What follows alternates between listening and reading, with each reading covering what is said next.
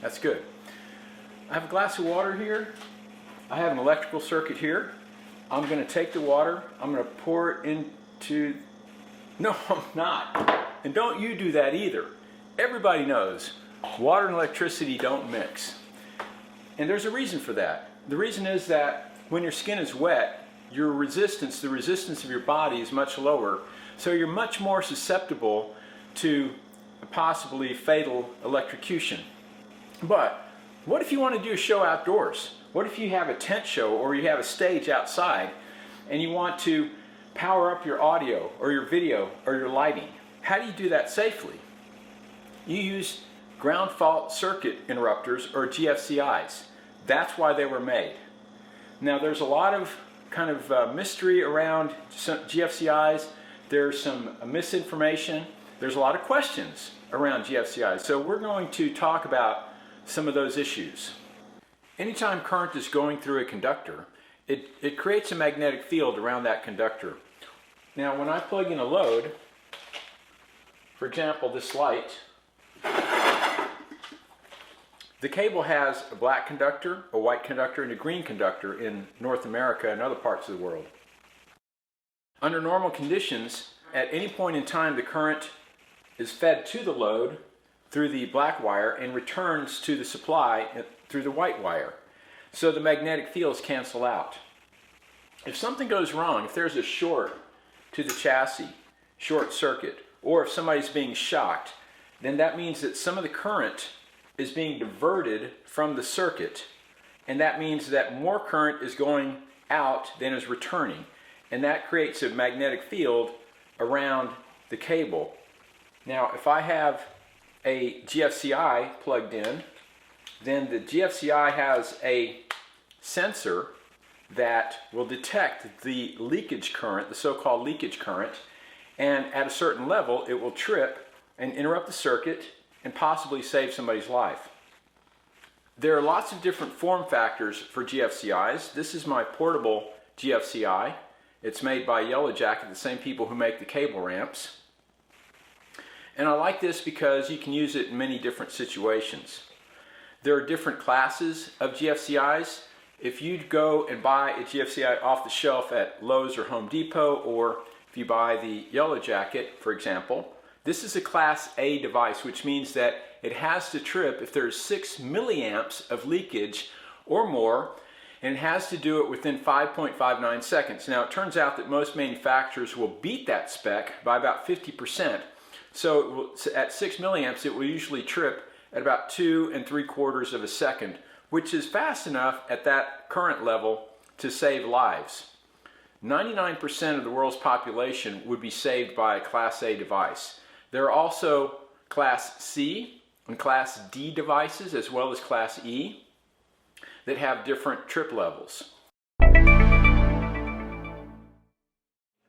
One of the most common questions I get is, will the GFCI work with a dimmer?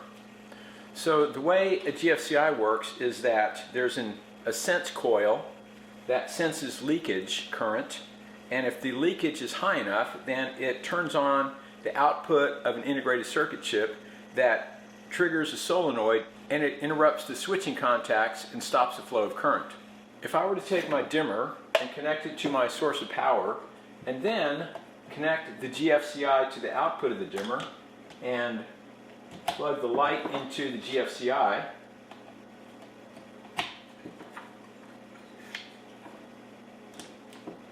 as long as the light is at full, then the GFCI works fine. But if I start dimming it, then at some point you will hear the GFCI click, and we've lost our GFCI protection as well as the entire circuit. The GFCI does not work well with the output of the dimmer because the integrated circuit chip is powered by the voltage from the circuit, and if you start dimming it, then at around 25% you lose your GFCI protection and the entire circuit. But what if I did it the other way around? What if I put the GFCI before the dimmer?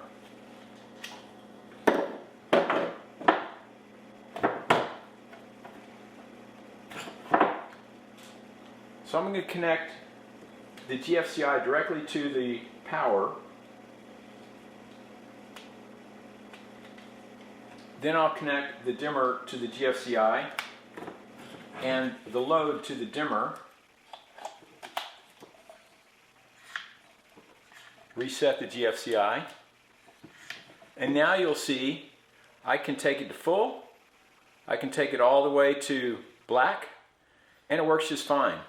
So the key is you want to put the GFCI ahead of the dimmer in the circuit, and that works just fine because the GFCI is now getting its power from the source directly instead of going through the dimmer.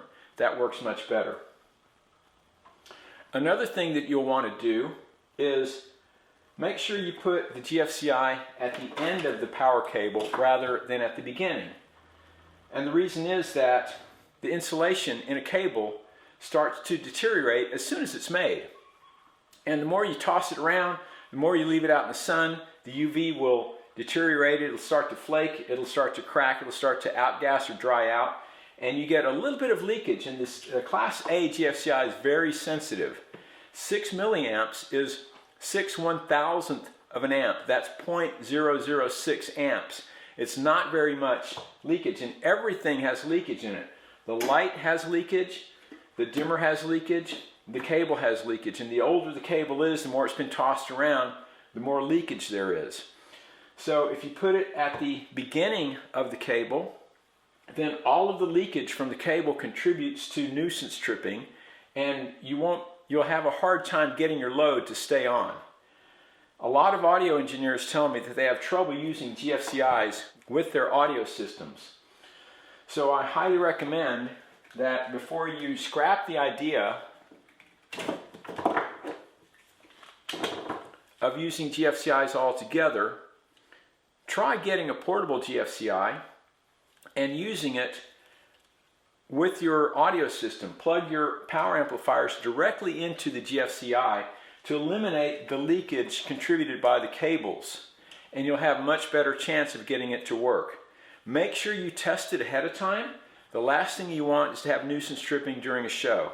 So you'll want to make sure that your system is working well before the first downbeat. Before I go, there are a couple of myths about GFCIs that I'd like to dispel. One is that you can't plug a GFCI into another GFCI, and that's just not true. In fact, this circuit right here is actually on a GFCI, and as you can see, it works just fine when I plug in my portable GFCI. And I can test it and reset it, and it works just fine. Another myth that you often hear is that GFCIs do not work without a ground. That's simply not true. In fact, they didn't start using grounding in buildings until 1963. It wasn't required by code. And so if you have an older building and you have the old two-prong receptacle, if you remodel that building, then you're required by code to install GFCIs where there is no ground. And you know what? It works just fine. I've done it before and have had no problems with it. So use GFCIs. They save lives. There is a recommended practice for the use of Class A GFCIs in the entertainment industry. You can download it for free on the ESTA website. So go to esta.org, download the recommended practice for the use of Class A GFCIs in the entertainment industry, read it, and live by it.